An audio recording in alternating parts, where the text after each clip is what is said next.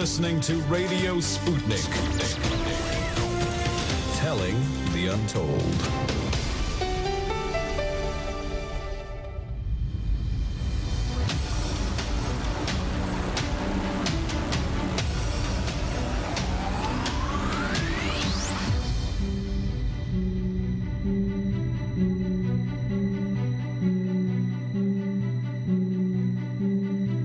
Oh, we're having technical difficulties. Rod, can you take us in? Yeah, welcome to the Sputnik Radio. Here we are on the Backstory, hosted by Lee Stranahan, and we're gonna have Lee in a few seconds. We have a great show today. We have two guest co-hosts. First, we have Carmine Sabia, who will be joining us from 4 to 5 p.m. And we'll be having our first guest at 4:30 to 5, which will be Ted Rall. And then the second hour, we have a second guest co-host. Carmine will be dropping off, and we'll be having Carter Laren from Unsafe Space. And in 5:30 to 6, we'll be having Kim Iverson from the Kim Iverson Show, along with Carter Laren. So we have quite a show lined up for you guys, and welcome here to the Backstory. Great job, Rod. We had all the internet go out here right at the beginning, which was a lot of fun. But I got to say, great job, and great job putting together your show, because two guest hosts today, Carmine Sabia in the first hour, and then Carter Laren. It's the Carmine and Carter show, sort of. And then I'm really looking forward to having Carmine on with Ted Rall. We get both sides of the river there and both sides of the political spectrum. Carmine being conservative and Ted Rall being a communist. I would say that covers the spread, the Hudson River spread there. And, then Carter Laren, who normally hosts a show with Kerry Smith, being on with Kim Iverson, I think is going to be great. And I'm actually curious to ask Kim, you know what I'm curious to ask her, Rod? Is where she is politically. Like, does she consider herself Republican, Democrat, what? Right? That's a good question, don't you think? I think she's said before that, pretty much the spectrum's moved, but she would consider herself on the left, but not what the liberal consider themselves today. You know what I mean? Yeah, well, but you got to, at the end of the day, you're supporting the Democrats or the Republicans. That's at the end of the day, unfortunately. That's the way things work in this country. And I'm curious where she would put herself on that spread. And we'll find out when Kim Iverson is on later. Now, we got a great show today, a follow-up to yesterday's show, which was all Biden all the time. Now, be honest, Rod. Do we have Carmine on, by the way? Yeah, Carmine's on. Hey, Carmine, how you doing? I'm fantastic. A lot better than listening to that garbage yesterday. Well, we'll talk about that garbage in a second, because there's more garbage. It's all garbage all the time here. But, and we got some great clips. And what I asked Rod to do was to grab clips of just the press, not the responses. Because I actually think the press was the story yesterday, not whatever Biden was saying, which he was forced to pull back from, and... Oh, yeah, they had Sir throw in today cleaning up that mess. And I didn't think it was a mess, by the way. I'm going to explain. I'll do a better job than Jen Psaki did explaining. Here's a hint. The U.S. should not even be considering going to war with Russia. But especially, there's a difference between, do you know how low the bar is for what a defense establishment might call an incursion? So, for instance, there was a cyber attack the other day that was blamed on Russia. Now, we suffered through 4 years of that here in the U.S. The cyber attacks were blamed on Russia and then turned out to be just garbage. Now, there was a cyber attack in Ukraine that they immediately blamed on Russia, immediately. I'll bet they would call that an incursion. Do you think the U.S. should launch a military war over a cyber attack? Anybody. But feel free, since you're here, Carmine. Do you think the U.S. should do that? Oh, God, no. Listen, I watched yesterday, and I was watching about the whole Russia thing, and I really want to talk about that, and I'm sure we will. But what I'm looking at here, and my dog is barking. I'm working from home. I apologize. He doesn't bark all day until I get on the radio. So, well, my internet's like that. It works fine up until the show starts. But go ahead, Cormac. Sure. So as I'm listening to the press conference, okay, I started getting flashbacks. And I said in 2016 during the election, I remember saying, if Hillary Clinton gets elected, we're going to get into a shooting war with Russia. And I believe the Democrats really want this. I think they really want this. And, you had the reprieve during the Trump years, but now Biden is in, and all we're talking about now is Russia, Russia, Russia, Russia, and fighting with Russia. And that's a very dangerous place to be in. And it's very scary from many different perspectives, not the least of which is that would be a devastating war for everybody. You're talking about two nuclear powers here, the biggest probably two nuclear powers. Almost any war with Russia would turn into a nuclear war, you would think. And it's like, are they trying to start World War III here? Now, I would argue against that, by the way, just so nobody starts hiding duck and cover under their desk, that the U.S. has been in conflict with Russia in Syria, and that has not gone nuclear. I'm just going to point out that the U.S. and Russia have both been backing forces, and it has not gone nuclear. So in Syria, I would say, just again, to try to keep people from crying and screaming all day about the possibility of nuclear war. So far, it hasn't happened in Syria. And by the way, you've got another nuclear power over there, Israel, and you've got other nuclear powers in the region, and yet people have tread lightly there, and the U.S. and Russia. But the whole thing is dumb. Now, actually, Saul, let's get the clip with the press asking about Russia. Let's run that, shall we? 1 sec. Okay, so Saul's getting that ready. And then I thought that ready. All right, already. Yeah, well, he's ready, Carmen. So let's play it. I wanted to hear this because the people pushing war were the media yesterday. Listen to the questions they're asking. They're basically telling Biden, you need to be more aggressive, in our opinion. And if you're not, we'll harangue you with questions. Let's listen to the media yesterday, shall we?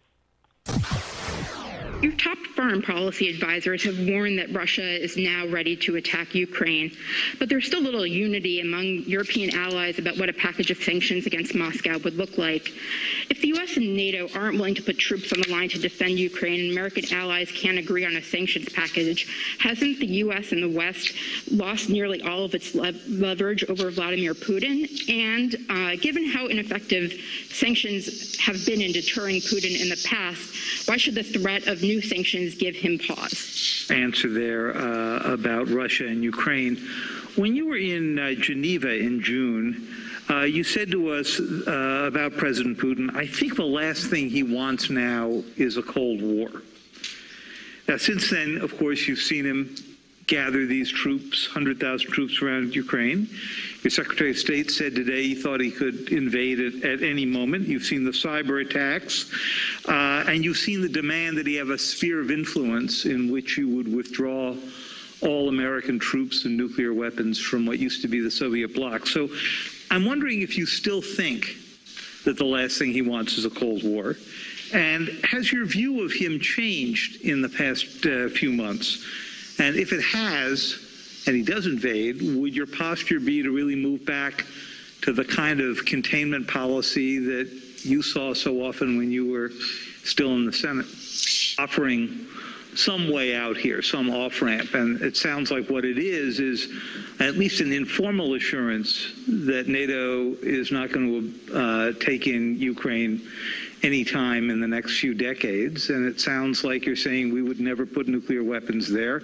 He also wants us to move all of our nuclear weapons out of Europe and not have troops rotating through the old Soviet bloc. Do you think there's space for there as well? Now, some people have said that the media is going along with Biden. I would say they're leading Biden. Carmine, what do you think? It seems to me like the media is pushing him along towards war. That's what the media is It's doing. It's hard to say. I think there are members in his cabinet that are also not harmless in this. And I think that there's a group of people that definitely want this war. And I would say a lot of them were in the East Room yesterday asking the president questions, and you could hear it. And so, for instance, one of the things the press guy said, he said there's all these troops around Ukraine. Well, Russia's around Ukraine. Russia's right next, in the same way that Canada is all around the U.S., right? It's right next to us. So Ukraine is right next to Russia. And these troops, I suggested the other night, you and I were talking about this stuff a little bit, and I said, go look up where Yelnya is. That's where the troops are. Did you have a chance to check out where Yelnya is? Yeah. And would you call that right on the border of Ukraine? No. Yeah, it's about 120, 160 miles, depending on from just the border itself. I think it's 120 or so miles, and from anything, it's 160 miles. It's closer to Moscow than it is. Yeah. Okay. And yet this guy's saying that there's Russian troops. That would be like saying if there were Russian troops 100 miles from Canada, they're right on the border of Canada. Right, or Mexico or wherever. But here's the thing, 100 miles ain't right on the border. And yet the guy says it, and nobody in the room, what there's nobody to question is the media. Can I ask that guy a question? Because I have a couple. First off, why is he lying and why is all the media? That's what I say. That's where I start, is I go, they keep telling this lie. The troops are right on the border. Troops are in Russia, closer to Belarus than to Ukraine. They're not even that close to Ukraine. Yet, this is being talked about over and over. Carmine, what say you? The media definitely has an agenda. Listen, if you watch CNN, and I have to, right, for my job, if you watch CNN, this is the top story almost every night. It absolutely seems like the media is salivating for this. They want that. You know what? It's almost like they want that. Let's have that next Cuban Missile Crisis. What a ratings grab that'll be. Yeah, and I think there's foreign policy. Look, the people in the media, they get their, and I say this having been in the East Room for press conferences before. The people in the media, first off, none of those bozos in there could answer a few simple questions. None of them know where Yelnya is. I guarantee you. If you were to start asking people who are asking questions about foreign policy, where are the troops exactly? How far is Yelnya from the border? What's the history of Yelnya? Do you know anything about it? They don't.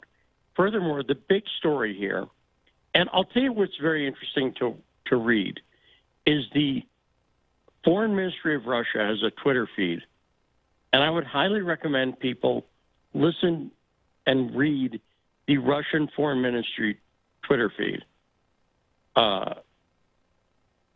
And Maria Zakharova, who's the spokesman for the Foreign Ministry, she does weekly press conferences, and the one today that's posted, it's about 3 hours long. If you want to know what Russia thinks, don't listen to CNN to find out, because what they'll tell you is Putin's been, first off, how long has it been? I think it's October. I have to check this. But I think we started to hear that Russia was about to invade Ukraine any minute now, back in October. I think it's November for sure, but I think it was October that Putin was salivating. He could not wait to invade Ukraine. It's been months they've been talking about this, right? Oh, it's been a long time. Is that absolutely. Yeah, and now It's it absolutely doesn't been seem months. like right, and it doesn't seem like somebody's salivating if they're waiting months and months to do it. When the coverage on it's getting bigger, the time to do it would have been a few. No, go ahead. After our conversation the other day, you know what I thought about though? All this talk about the Ukraine and invading Ukraine and Putin wanting the Ukraine to be part of Russia again, right? I thought about it, and I thought, well, what if Texas seceded from the Union? And Putin told us we better not go get Texas back. How would that go over? Right.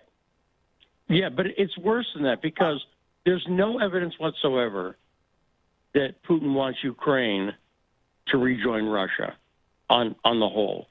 There's a lot of, and you could tell this in the Zarakova press conference today, a lot of Ukraine identifies as Russian, and they see themselves, and Ukraine and Russia were one and the same for a long time until Khrushchev actually gave up Ukraine, gave busy Ukrainian. But Ukraine was just one and the same with Russia for a long time. But here's the thing about Ukraine. It's the poorest country in Europe. It does not have a great economy. So what do people think Putin wants with Ukraine? There's and the idea that the myth that they say, well, Putin wants the Soviet Union. No, he doesn't. He's already, look at the landmass, look at the size of the nation Putin is currently looking at. I think it covers 6 or 7 time zones. Okay? And he doesn't need more. He's already got a full plate. So this idea that Putin wants Ukraine back, just there's no basis for it. I want to quickly go to a call, Carmine. Our friend. Okay. Yeah, go ahead. Oh, so the truth is, there's a lot of Ukrainians that want to be part of Russia again. Well, particularly the people in Crimea who are now part of Russia again. They were worried because people were going to come down from Kiev and murder them. And those quotes, you can find them from 2014. People were saying, we're going to go murder people in Crimea. And there was a caravan headed that way. And, Wow. So there you go. 202-521-1320. Ingrid in D.C., what is on your mind? So many things that I made a list, and you added another one with that goofy reporter saying Putin wants or doesn't want a new Cold War. Biden is the one who started the new Cold War with Resolution 322, and thank you for reminding people of that. I'm getting terrible feedback. Am I coming through okay? Yeah, you sound fine to me. Okay. Yes. Okay, so that was number 4. The second thing is on Assange. I think there's kind of a mobilization right now because he's been 1,000 days in jail there, and there's a petition circulating by UNAC, the United National Anti-War Coalition. Probably you can find it on their website if you want to sign it. And there's going to be a demonstration, a rally tomorrow, I think at the Bureau of Prisons in support of Assange. That's number 2. Number 3 is on the Havana syndrome. I guess already today they're trying to walk back Biden's statement about not full invasion, but it's seemed to me interesting that this CIA walking back the accusation on the Havana syndrome came directly after saying that maybe we wouldn't respond to an incursion